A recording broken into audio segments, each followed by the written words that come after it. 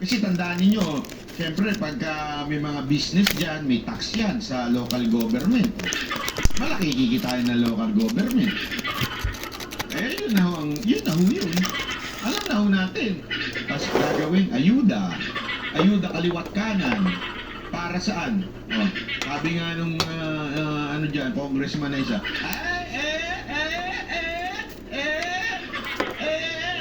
di ba parang sinto-sinto. Sa mahilig sa ayuda yun eh. Kilala nyo yun? I-comment nyo nga kung sino yun. Hindi, tandaan ninyo, pag ang politiko umaasa sa ayuda at hindi yung pag-asenso ng buhay ng tao, mababaw na politiko yun. Diba? May kasabihan nga tayo eh. Bigyan mo ang tao ng isda. Kakainin lang niya yun, gawin niya fishball. Pero turuan mo ang taong mangisda, eh mabubuhay siya forever. Mabubuhay siya at aayos ang kanyang buhay. Kasi tinuruan mo ng isda, hindi mo lang binigyan ng isda. Yun eh. Pag ikaw, politiko na panay ayuda lang, kasi nga gusto mo lang manalo, hindi mo inangat yung buhay ng tao na iyong nasasakupan. Diyan pala, makikita mo na kung paano mamuno ito si madam. Eh talaga nga naman, kung ganyan ka mamumuno, ma-insecure talaga ako kay Yorme. Kasi alam nyo, eto matalas ang iba ko kasi mag-isip si Yorme.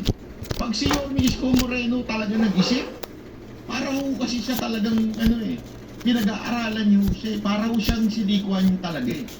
Pag nag-iisip eh. Kayo ho mga taga-Maynila, gusto nyo ba ang namumuno sa inyo ay yung walang pakiramdam sa inyo? Yung hindi nanggaling sa ilalim? Yan yung paulit-ulit na sinasabi ni Pangulong Duterte. It's a joke. Gusto nyo maayos ang Pilipinas? Yan yung, alam nyo yung nakausap namin siya nung time na lagi niyang pinaulit-ulit yan eh. Ang pag-asa ng Pilipinas, kailangan magkaroon tayo ng presidente galing sa ibaba. Galing, yung nakaranas talaga ng tunay na mahirap. Hindi yung galing sa Laki sa Layaw. Laki sa Layaw, Singot, ay mali. Sa Layaw. Jeprox pala, Jeprox, sinunod tuloy.